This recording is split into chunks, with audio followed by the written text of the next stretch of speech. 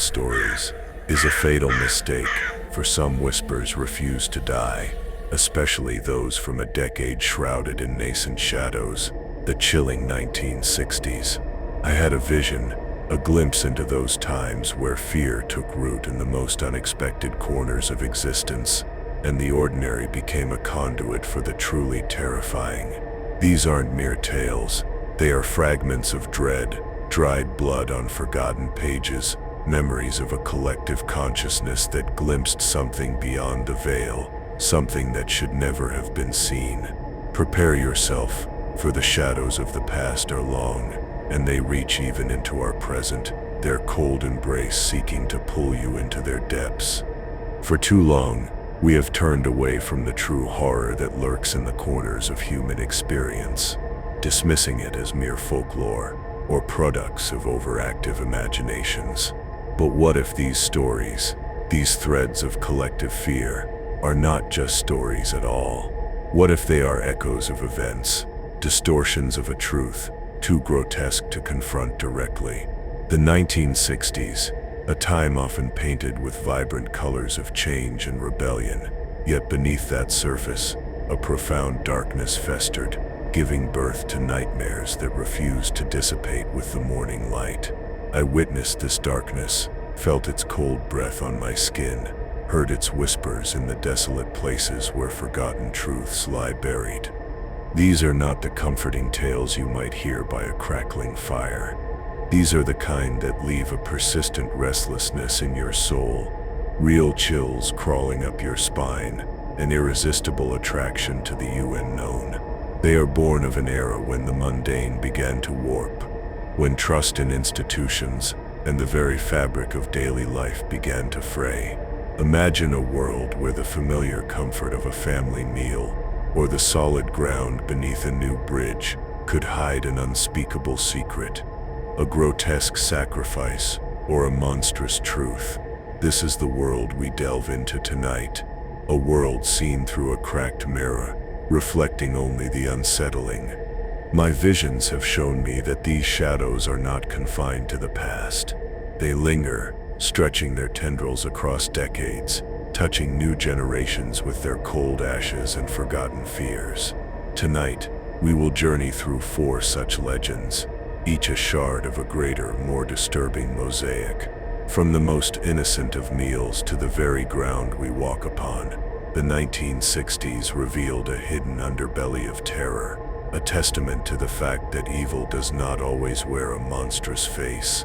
Sometimes it hides in plain sight, behind a smile or beneath a layer of crumbs. Many believe these are just stories, woven by idle minds. But I have seen the other side, heard the whispers that validate their horrifying genesis. Every soul that joins feeds the voice that whispers from the darkness. Subscribe and become part of this revelation. The path ahead is fraught with unease, with visions that will haunt your waking thoughts and creep into your dreams. Do you feel this dark message was meant for you? Listen closely, because what you are about to hear is not for the faint of heart, nor for those who cling to naive illusions of a benevolent world. The truth is far more chilling. We begin with the most insidious kind of horror, the one that invades your sanctuary, the one that taints the very act of nourishment. A whisper from the 1960s tells of a meal, a seemingly innocent convenience that turned into a scene of unspeakable revulsion. The legend of the breaded rat of KFC. It's a tale that has resurfaced in various forms throughout the decades, like a persistent specter refusing to be exorcised. But its true roots, its most potent and disturbing manifestation, lie deep within the anxieties of that particular era, a time when fast food was still a novel, almost alien concept for many families. This isn't just about a misplaced ingredient, it's about a primal fear of contamination, of the hidden, the unseen horror that can infiltrate our most intimate spaces. Imagine a mother, weary from the day's labors, seeking a moment of respite, a break from the tyranny of the kitchen, the allure of a quick, comforting meal, a bucket of golden fried chicken, promised ease. But the shadows of expectation can be long and treacherous. The promise of convenience. Sometimes it holds a secret, a grotesque truth concealed beneath a crispy, enticing exterior. In the mid-1960s, KFC was rapidly expanding, its footprint spreading across America like a creeping vine, offering a taste of the future, a taste of liberation from the stovetop. But with rapid expansion, often comes a loss of control, a widening of the cracks through which the unimaginable can seep. The story, whispered from one fearful housewife to another, began in a way that seemed utterly mundane. A family gathered around the table, the aroma of fried chicken filling the air, a scene of domestic bliss, soon to be shattered by a revelation so foul it would curdle the blood. A mother, with perhaps a sigh of relief, served the pieces. Her children, eager and hungry, reached for their portions. But then, a moment of hesitation. A shape, slightly off, too long, too slender in parts, yet too bulbous in others. A color beneath the breading, subtly different from the uniform golden brown of the poultry. A flicker of unease, a cold premonition that pierced the warmth of the family dinner. This wasn't merely a piece of chicken. No, the whispers say it was something else entirely.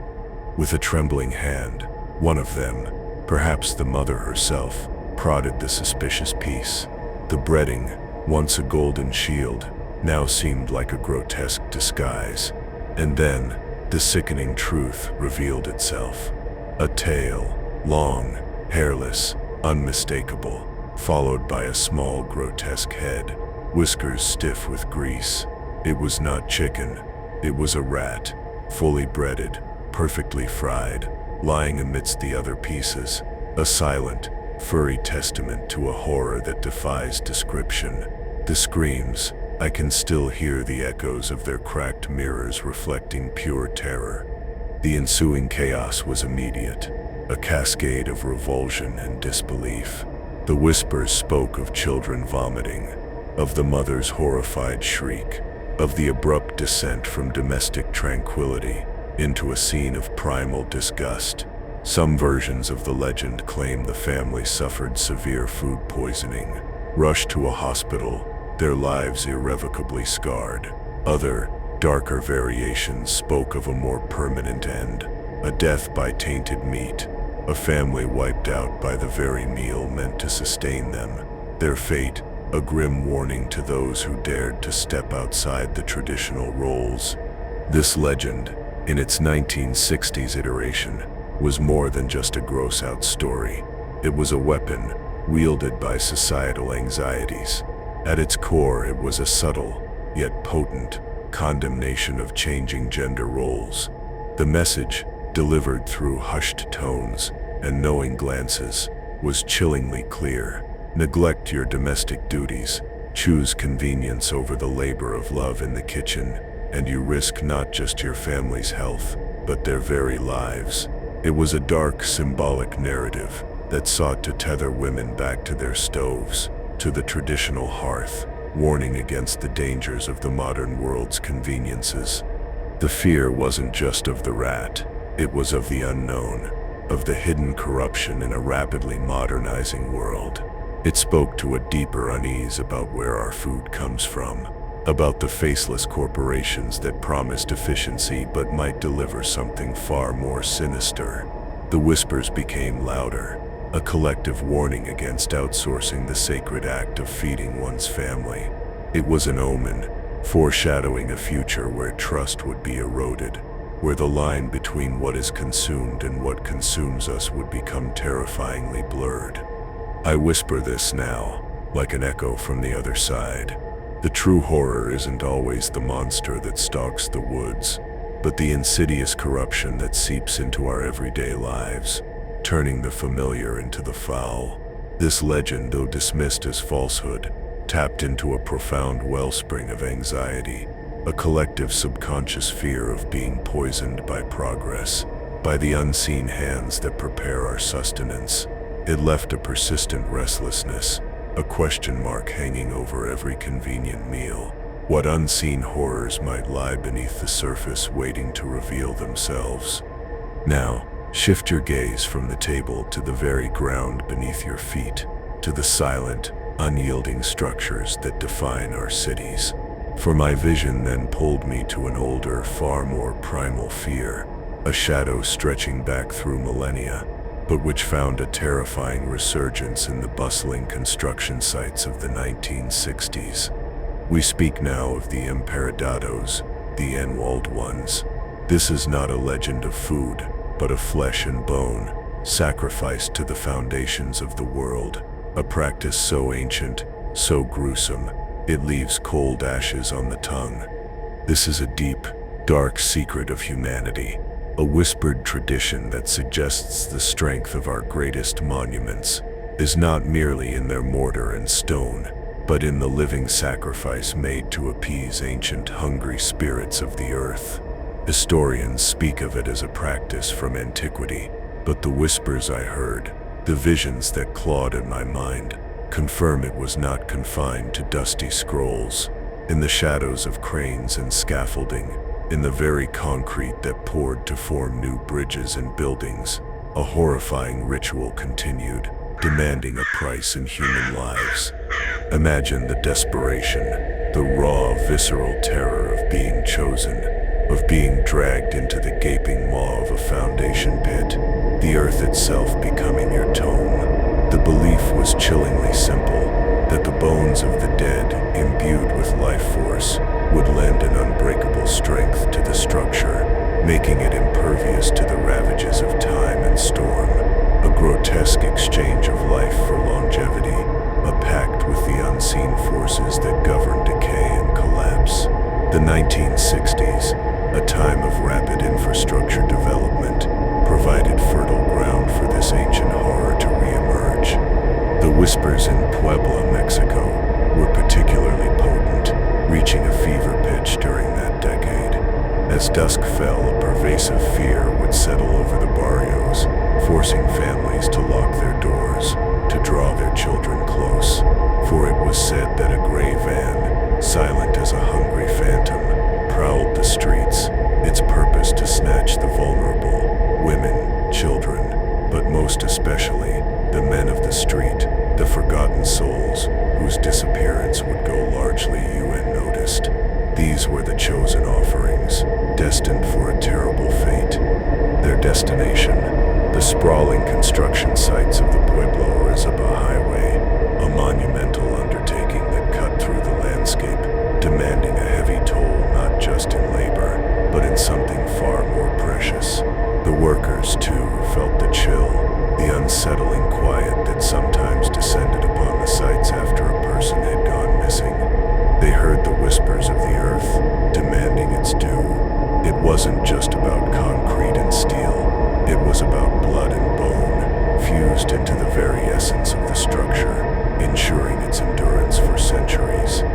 The tales spun a tapestry of despair, the desperate struggles, the muffled cries, the final, suffocating darkness as the cement poured, entombing them alive, turning flesh into foundation, breath into brick. Their silent screams, they echo still, trapped within the cold, unfeeling concrete, forever a part of the bridges and overpasses that carry the indifferent traffic of the living. A chilling thought that every journey you make might pass over the resting place of a forgotten, sacrificed soul, their presence an inevitable omen of the unseen costs of progress. And consider the grim irony. On the eve of Dia de Muertos, flowers of cempasúchil are often placed on these bridges, a vibrant offering, but also a silent acknowledgement, a desperate plea for peace for those who became unwilling sacrifices. It is a gesture born not just of tradition, but of a persistent, subconscious guilt, a recognition of the unspeakable price paid for our perceived stability. This wasn't merely a rumor, it was a testament to the dark undercurrents of belief that persist, even in an age striving for enlightenment and scientific progress. What if some of the strength we feel beneath our feet, the steadfastness of our architecture, is built upon the very essence of forgotten lives? This isn't just a tale of the past, it's a terrifying question for the present. The walls have eyes, the foundations have memories, and sometimes, if you listen very carefully on a still night, you can almost hear the whispers, the muffled cries, of those who were entombed alive, their souls forever bound to the stone. Do you feel this dark message was meant for you? Every soul that joins feeds the voice that whispers from the darkness. Now, we emerge from the suffocating darkness of concrete tombs into the primal, untamed shadows of the Maryland woods, for a legend born of forbidden science and bestial rage. The man-goat of Maryland, a name that conjures images of ancient satyrs warped into something monstrous, something that should never exist. My visions showed me the dense, breathing forests near Bowie, Maryland, where whispers of this creature first took root, a chilling testament to humanity's hubris and the dark consequences of meddling with the natural order, of trying to play God. The story, a twisted tapestry woven from fear and scientific arrogance, begins in the 1950s, but solidified into an inescapable dread in the 1960s. Stephen Fletcher, a scientist at the Beltsville Agricultural Research Center, driven by a forbidden curiosity, began to perform grotesque experiments. His ambition was not merely to understand, but to create, to blend the very fabric of different life forms. His assistant, an unwilling participant in destiny's grim design, found his essence twisted with that of a goat, in a laboratory cloaked in secrecy and the stench of chemical mutation. The experiment, as all such forbidden endeavors are fated to do, spiraled into grotesque chaos. It birthed a creature, an unholy hybrid, part man, part beast, a living abomination that was neither one nor the other, but a horrifying perversion of both. With a primal scream that tore through the sterile air of the lab, it escaped into the labyrinthine trails and dense undergrowth of the Maryland wilderness, carrying with it an axe, not as a tool, but as a bloody extension of its nascent, murderous rage. This was no mere animal. It was a broken reflection of humanity, a harbinger of doom. The first faint whispers of its existence began in 1957, a fleeting glimpse by a terrified couple, a shadow moving too fast, too strangely in the dim light of dusk. But it was in the early 1960s that the legend truly solidified, when the Goatman emerged from the deep shadows of myth into the bloody reality of local consciousness. A pair of young lovers, seeking solace and privacy on the secluded Fletcher Town Road, found their romantic idyll shattered by an unseen presence, a feeling of being watched from the whispering foliage. The boyfriend, with a valiant but ultimately foolish bravado, stepped out of the car to investigate the intrusive gaze, to confront the unseen observer. He vanished into the oppressive darkness of the woods, his voice abruptly silenced. The girlfriend, alone and paralyzed by a nameless dread, waited and waited and waited, the silence growing heavier, more sinister with each passing moment. The only sound was her own panicked breathing, and perhaps the rustling of leaves that seemed to carry a faint guttural growl. The next morning, the sun, usually a bringer of comfort, merely illuminated the horror. The car remained, a silent witness to the night's terror, but above it, hanging from a gnarled branch, swaying gently in the morning breeze, was the boyfriend's head, eyes wide with a frozen eternal scream. Of his body, the whispers confirmed, not a single trace was ever found, consumed by the monstrous hybrid, or dragged to some unknown gruesome lair. A chilling tale of young love turned to bloody sacrifice, a warning against venturing into places where the veil between worlds is thin. The horror deepened in 1962, when the woods bore witness to an even more unspeakable atrocity. 14 bodies were discovered, dismembered, scattered amidst the trees like broken dolls. 12 of them were children, on a seemingly innocent hiking excursion with 2 adult supervisors. They had stumbled into the domain of the man-goat, falling prey to its monstrous rage, its insatiable hunger for destruction. The air itself seemed to weep, saturated with the scent of fear and fresh blood. The few survivors of that massacre spoke of a nightmare beyond comprehension. They described the creature as it moved with terrifying speed and strength, its eyes burning with an animalistic fury, its human intellect twisted into a predatory cunning. As it tore through their group, an acute, high-pitched, chilly scream emanated from its throat, a sound so utterly chilling, so full of pure malevolence, that it could only be produced by a demon, a creature not of this world, a testament to the forbidden fusion that created it. Since those dark days, the Goatman of Maryland has continued to stalk the shadows, a persistent presence, a living nightmare. While no fatalities as gruesome as the 1960s massacres have been officially attributed to it, sightings continue, leaving behind a lingering scent of fear and unexplained animalistic cries in the night. It is a stark reminder that some horrors, once unleashed by human folly, can never be contained, forever haunting the places they claim as their own, an inevitable omen of the dangers of playing God. Do you feel this dark message was meant for you? Every soul that joins feeds the voice that whispers from the darkness. The woods hold secrets, and sometimes those secrets have horns and an axe.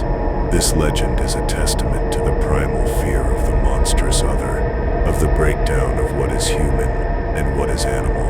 A boundary once crossed can never be uncrossed, leaving behind only the cold ashes of what once was and the chilling reality of what now exists.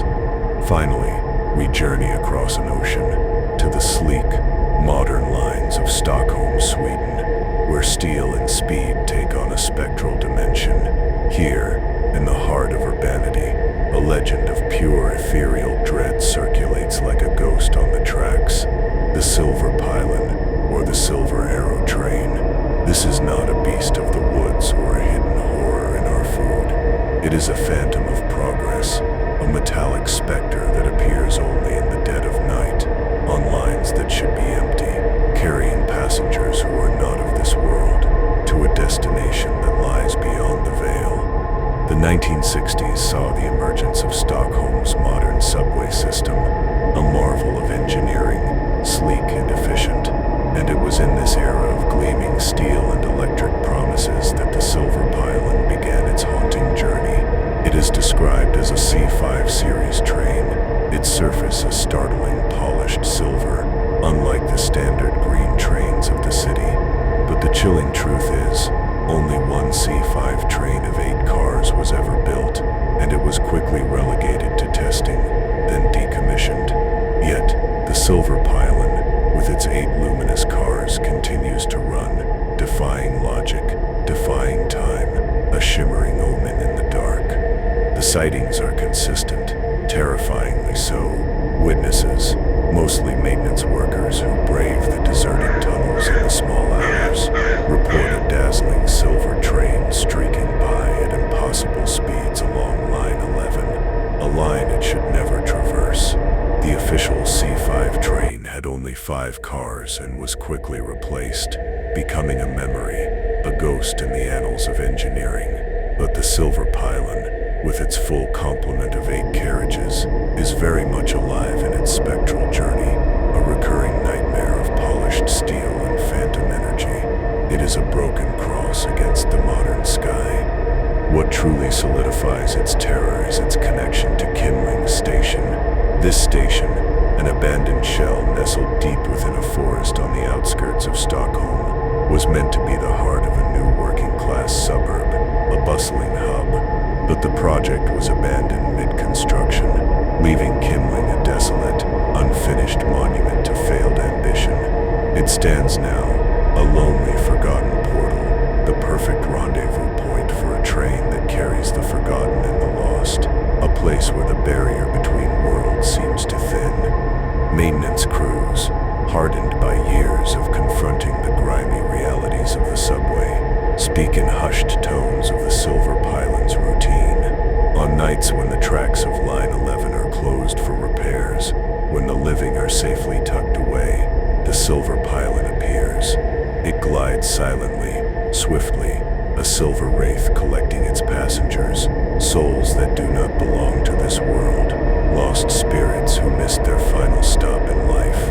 Its destination is always Kimlingy, the station of the forgotten, the silent terminus where only the dead descend. The thought is enough to curdle the blood, an unearthly commute, a carriage filled with silent, vacant-eyed passengers, their journey forever bound to the cold steel tracks of the phantom train. And the most terrifying whisper of all, if a living, unsuspecting soul should, through some terrible twist of fate or profound misjudgment, board the Silverpilen, they will never ever be able to disembark, not alive at least. They will become another silent passenger, another specter added to the train's endless, chilling manifest, their fate sealed, their life extinguished on the tracks of the unknown. This legend, born from the steel and shadows of the 1960s, is an inevitable omen for anyone who dares to venture into the liminal spaces of the urban night, those desolate places where the boundaries of reality blur. It is a chilling embodiment of the Swedish proverb, "Only the dead get off at Kumlingi." It speaks to the terrifying idea that our meticulously ordered world is crisscrossed by unseen paths, traversed by unseen beings, and that a single misstep can pull us into an existence from which there is no escape, only the cold embrace of the spectral. Do you feel this dark message was meant for you? The Silverpilen is a reminder that even in the most modern of landscapes, ancient fears persist, taking on new forms, whispering their warnings from the metallic sheen of a ghost train. It leaves a persistent restlessness, a profound unease every time you hear the rumble of a distant train in the dead of night, wondering what unseen passengers it carries, what forbidden destination it approaches. Every soul that joins feeds the voice that whispers from the darkness. The tales we have shared tonight are more than just stories from a bygone era. They are the echoes of a collective dread, the whispers of an inherent human fear that surfaces when the familiar turns grotesque, when the unseen becomes terrifyingly real. The 1960s, a decade of monumental change, also opened certain portals, allowing these dark visions to seep into our consciousness, leaving behind a legacy of persistent restlessness and an attraction to the unknown that refuses to be ignored. From the tainted meal to the consecrated foundations, from the monstrous hybrid in the woods to the phantom train in the night, these legends are fragments of a larger truth. They are the cracked mirrors reflecting the underbelly of progress, the dark consequences of human ambition, and the timeless struggle against the primal, inexplicable horrors that lurk just beyond our perception. Each one a warning, an omen, a disturbing whisper from the other side, reminding us that we are never truly alone, and not all presences are benevolent. The dark symbolism woven into each narrative serves as a constant reminder. The broken crosses of failed experiments, the dried blood of forgotten sacrifices, the cold ashes of what once was innocent. These are not just metaphors.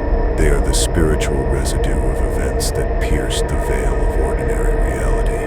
They leave an indelible mark, a psychic scar on the collective memory, ensuring that even if dismissed, these tales will continue to evoke a visceral, chilling response, a persistent unease that clings to the soul. Think of the pervasive paranoia that the fried rat legend instilled, forcing a reevaluation of trust in a rapidly changing world. Contemplate the suffocating despair of the N-Wald, their screams muffled by the very structures meant to protect us. Shudder at the sheer bestial terror unleashed by the Goatman, a horrifying testament to the hubris of man playing God, and feel the icy icy grasp of the Silverpilen, a relentless phantom ferrying souls to an abandoned station, a chilling reminder of journeys without return. These dark visions, these whispers from beyond, are not meant to simply entertain. They are meant to awaken, to stir that deep primal fear that reminds us of the precariousness of our existence. They are the secrets that should never have been told, yet they persist, breaking through the barriers of time, demanding to be heard. Their purpose is to leave you with that persistent restlessness, that undeniable chill, that insatiable attraction to the unknown, for it is in the shadows that we often find our deepest, most unsettling truths.